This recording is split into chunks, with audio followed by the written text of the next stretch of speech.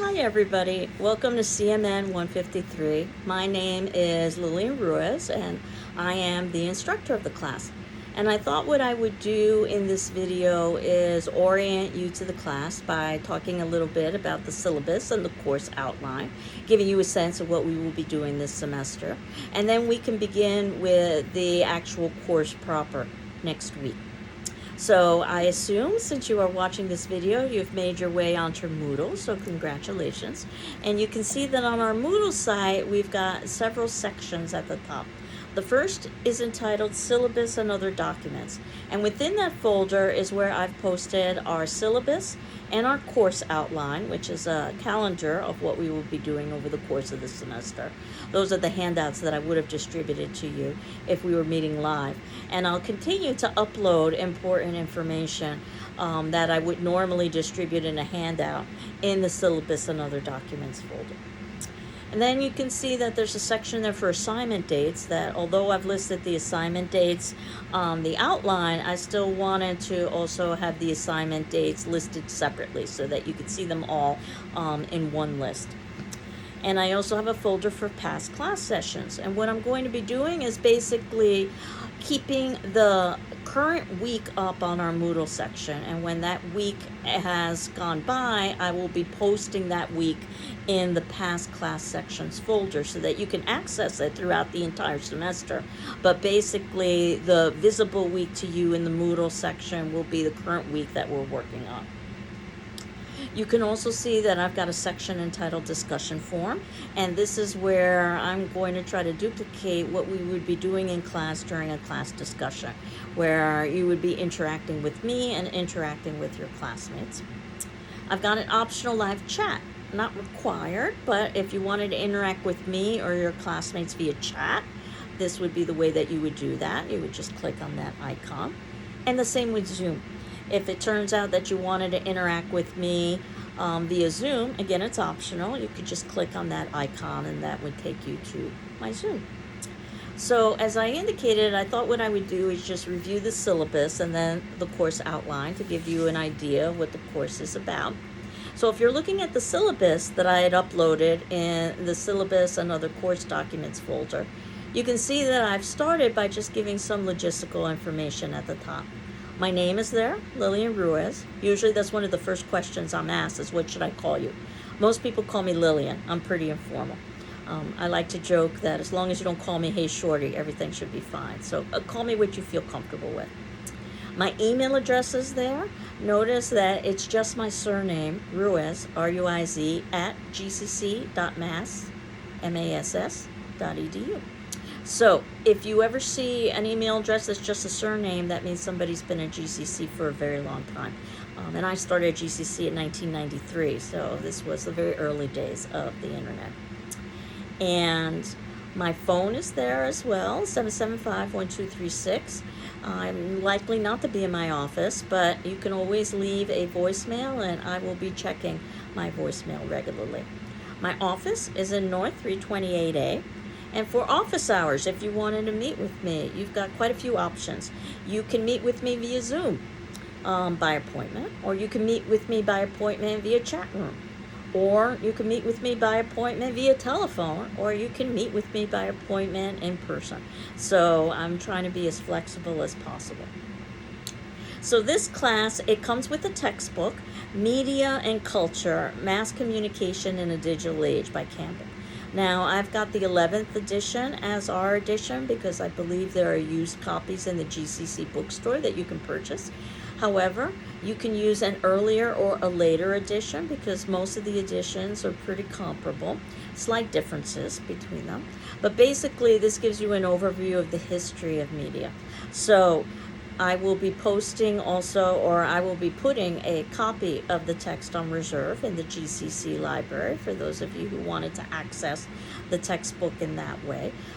But you should be getting a copy of the book. Again, it doesn't matter which edition you use, so you can go on Amazon if you wanted to and find another edition of the book. And I've got a note here that it's assumed that students will have a good dictionary at the source for reference. I put that on all of my syllabi. I teach mostly English classes, but I also teach public speaking classes and media classes, which is what this particular class happens to be. And you can see that this idea of a good dictionary thesaurus would be very useful in an English class, but basically you do writing in all of your classes. So I know that most of you probably have access to that on your computer, but having access to it and actually using it might be two separate things. So to give you an idea of what the class is about, I'm going to begin with our course description. That this is a general overview of the history and influence of mass media. And I'll stop here and say this is one of the first things we're going to do this semester is define mass media in popular culture.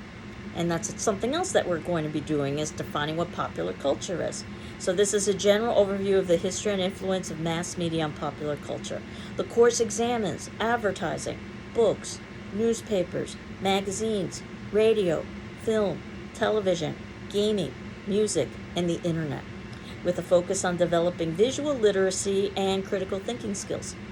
So the textbook will talk about all of these topics, and we also will be talking about these topics from our perspective and the moment. And that's a great thing about media and popular culture is that each day there are changes. So I always suggest to my students that just keeping your eyes open to your environment around you and to the news can be very helpful when you're taking this class, so we can try to be as timely as possible, and I'll certainly be doing the same thing as well. Critical thinking is something that you've probably seen on other syllabi, and critical thinking isn't about criticism. It's about asking questions, interpreting, analyzing, doing what I say toddlers do very well. They ask why. And I've often said this is the distinction between high school, where you spend a lot of time talking about what, and college, where you spend a lot of time grappling with the whys. And you may not necessarily have a complete answer for the why. Sometimes the questions are a lot more important than the answers. So note that you can receive credit only for CMN 153 or HUM 153, which was the former code for this class. Same class, but just a different code, but not both. And there is a prerequisite for this class, what we at GCC call English Composition 1, which would be English 101, 103, or 105. Or in other words, you've taken an English class so that you have an idea about how to construct arguments and how to analyze and interpret. So if you think you haven't fulfilled this particular requirement, please let me know, and I'll be happy to let you know what your options happen to be. So this is the introductory communications class. You might have heard that I also teach a topic communication class, CMN 201, that focuses on examining horror film in media and popular culture. I'm not teaching that in the summer. I do teach it in the fall.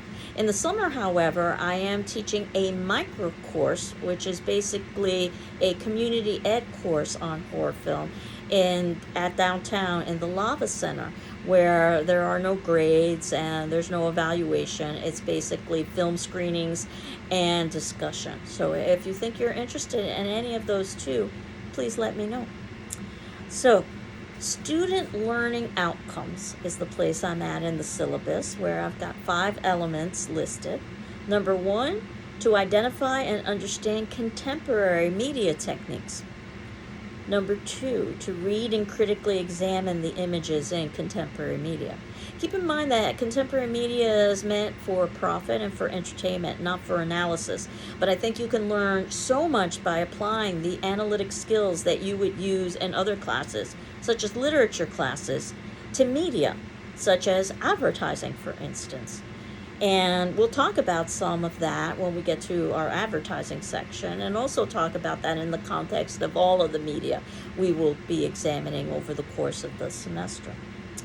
To identify major themes and issues in contemporary media, because you're going to be seeing patterns, and those patterns will influence us as a cultural group. So that we also need to define what is a culture, and how do cultural beliefs and values and expectations and behaviors influence media, and how does media influence culture, because it works both ways.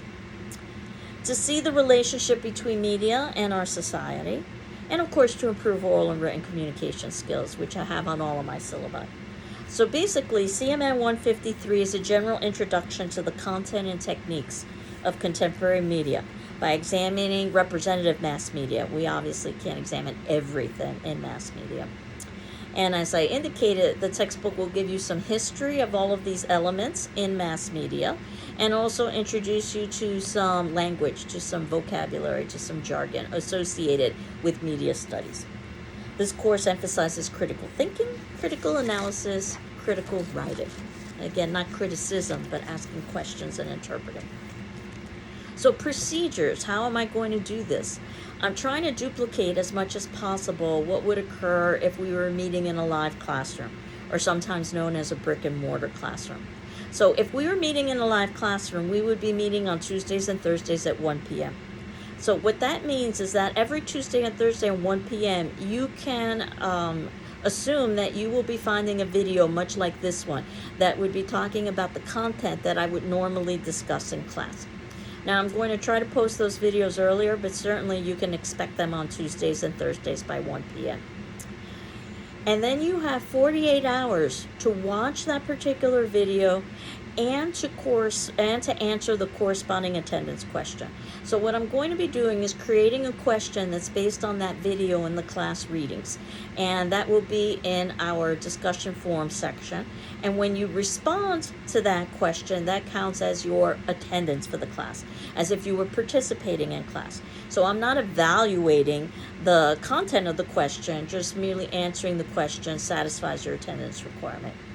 And then at that point, you can decide how much or how little to interact, much like you would in a live class where you might participate a great deal and give lots of commentary, or you might just sit back and absorb the commentary from others. And I think both ways are great ways to learn. They're just different ways to learn. So it's the same with our class discussion forum questions. You're required to answer the class discussion forum question for your attendance. And then outside of that, if you wanted to interact with your other classmates, you could, but you're not required to. What I am asking is that you read the responses from your other classmates. This would be what you would be hearing if you were in a live class. And I will be responding to both you and to all of your other classmates as well. So to read all of those responses as well. So that would duplicate on some level what you would be listening to if you were actually in live class. So again, you have a 48-hour deadline to watch the video for that class and answer the corresponding attendance question in our class discussion forum. Ask me for an extension if you need more time. Your answer on the class discussion forum is your attendance for that class. And then any additional interaction you have with your classmates is participation, similar to participating in a live class. You should, however, read all of the discussion forum responses from your classmates for optimal learning.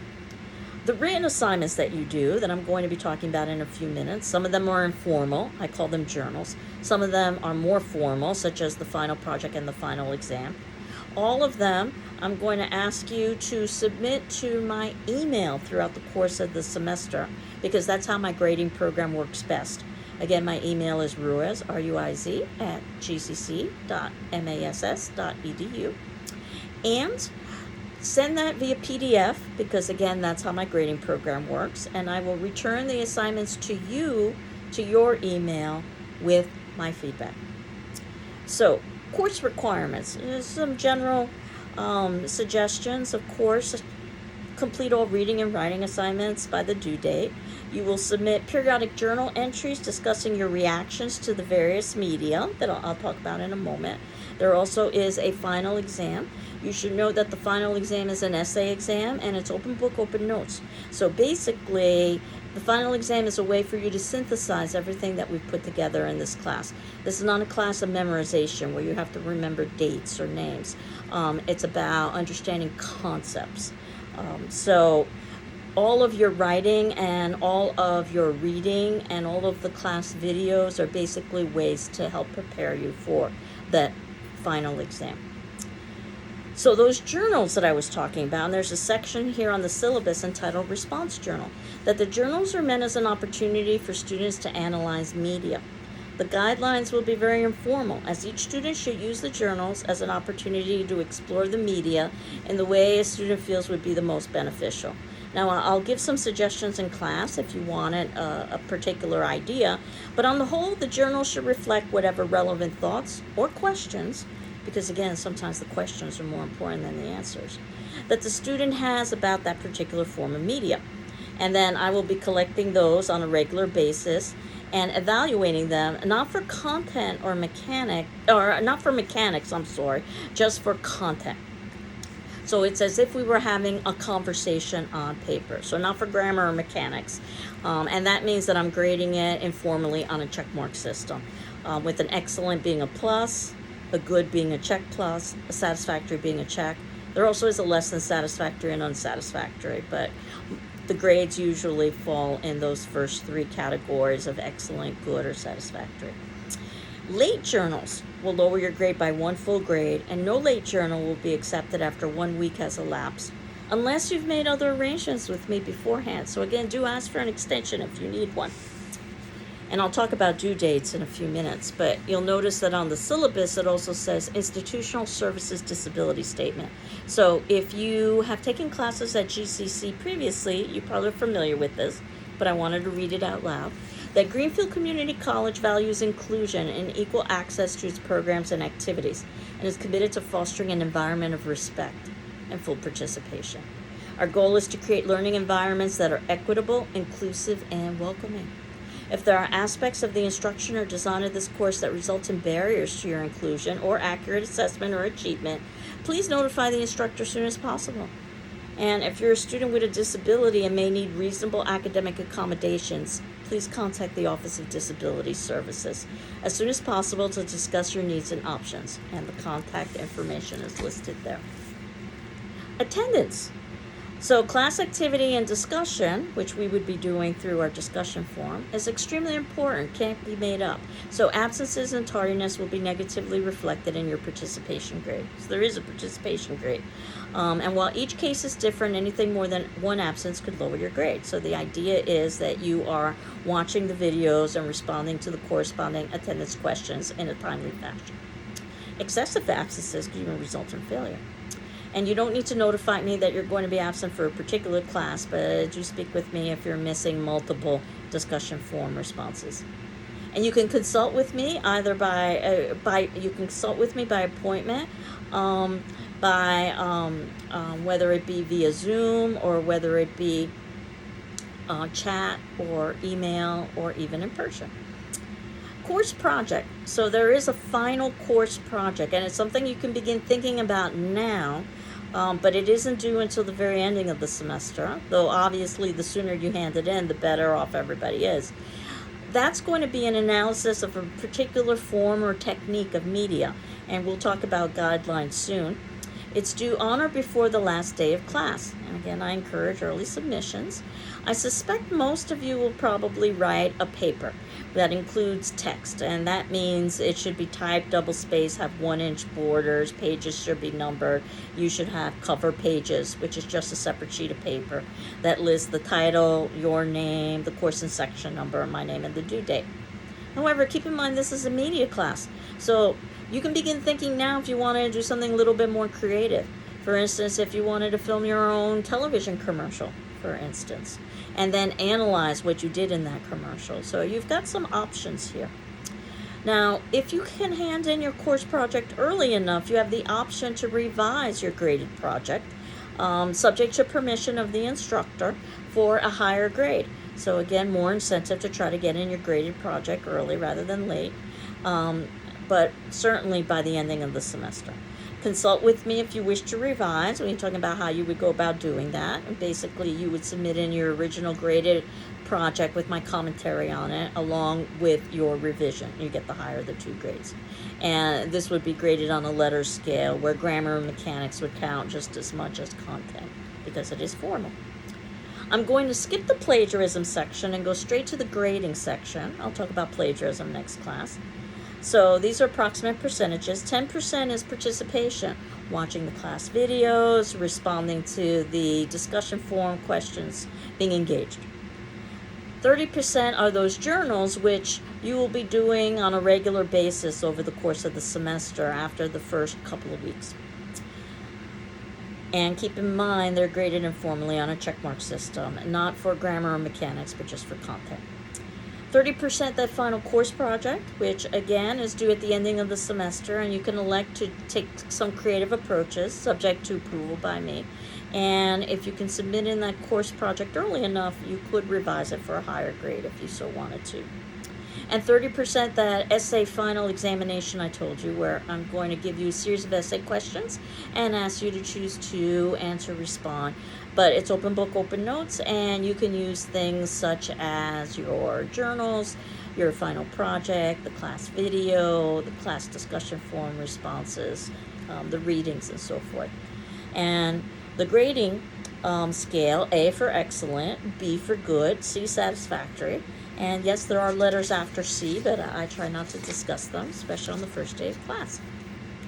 So that gives you an overview of our class syllabus. Now what I wanted to do was to talk about our course outline. And that basically is the calendar of what it is we are going to be doing over the course of the semester, with some disclaimers that dates and assignments may be subject to change. And reading should be done prior to the date assigned. In other words, the dates assigned indicate what I'm going to be talking about during that class session. So today is Thursday the 14th, and basically this is the introduction to the class, where I would review the syllabus and the course outline.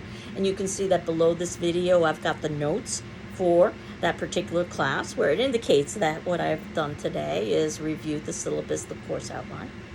And then we begin next class in earnest, where I'm going to be talking about Chapter 1, which introduces us to the idea of mass communication, and Chapter 15, which introduces us to media effects and research. In other words, how can you study mass communication from an academic perspective, even though mass communication is meant for entertainment and profit? So that's Chapter 1 and 15. I didn't put page numbers because I suspect that many of you will be using different editions of the text. And then on the 21st, as far as I'm concerned, this is really where the class begins, because talking about mass communication, media effects is a kind of introduction to the discipline. So we begin to actually talk about media on the 21st, where we will be talking about advertising, which is Chapter 11, and public relations, which is Chapter 12. And then on the third week, on the 26th, you can see that we've got an entire class devoted to the internet, Chapter 2. And this is also when your first journal will be due. So by that point, we would have talked about the journals, where you will be responding to advertising and public relations. So basically, you've got journals due after we've done the reading and had a class video and class discussion questions about that particular topic. So you could utilize all of that in your journals. Most students write about a page or so in response. Open book, open notes, and again, I'm not evaluating for grammar or mechanics, just for content, as if we were having a conversation on paper. And you can see that starting around the 26th, you've got a journal due every class. And again, if you need an extension, please let me know. So on the 28th, which is Thursday, we'll be talking about books as mass media, but your journal on the internet, since we already would have read about the internet and talked about the internet, would be due on the 28th. And then on the 2nd of August, we're going to be talking about newspapers and journalism. So that's Chapter 8 and 14. But that's also when you will hand in your third journal on books. The 4th is when you will be, or I will be, or we will be talking about magazines, Chapter 9. But when you will be submitting in journal number 4, newspapers and journalism. On August 9th is when we will talk about radio, that's Chapter 5. And you will be handing in your 5th journal on magazines. On the 11th, which is a Thursday, we'll be talking about movies, Chapter 7. You will be handing in journal number 6 on radio. On the 16th, Tuesday, we will be talking about television and cable, which is Chapter 6. And you will be handing in journal 7 on movies. On the 18th, we will be talking about music, Chapter 4. And you'll be handing in a journal on television and cable. And then as we put some closure onto the class, and note that this is a summer class, so it's condensed, so every class is the equivalent of about a week's worth of curriculum. On the 23rd is when we put some closure onto media and popular culture. That's Tuesday, where we talk about digital gaming. That's chapter 3.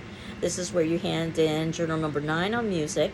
And then on the 25th, which is Thursday, is when the final exam will be posted, and I'll give you 24 hours in which to respond to that essay final exam. If we were meeting in class, you'd have 2 to 3 hours. And I expect you to spend only 2 to 3 hours, not 24. But you'd have 24 hours to hand in that final exam.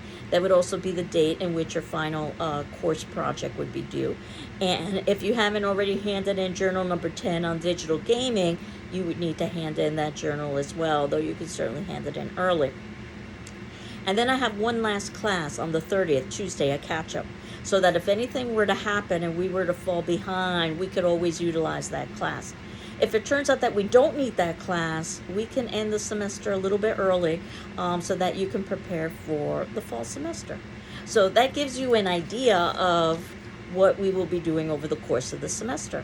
And in the syllabus and other documents folder, I also uploaded a handout that I would have distributed in class about criteria for essay evaluation, about what an A or a B or a C looks like when you are writing something like a final project. And I'll review that in more depth as the semester progresses, so we get a little bit closer to the final project. So today I just wanted to give you an overview of the class and let you know how our Moodle site would be functioning. Certainly, if you've got any questions or concerns, contact me. And for today's attendance question, what I thought I would do is what I would normally do if we were meeting live in class, where I would ask you to introduce yourself. So for today's discussion question in our discussion forum section on our Moodle site, please introduce yourself to the class. You can see that I will be posting the question at the bottom of our notes, as well as discussing the question in each of our class videos. So please introduce yourself to the class.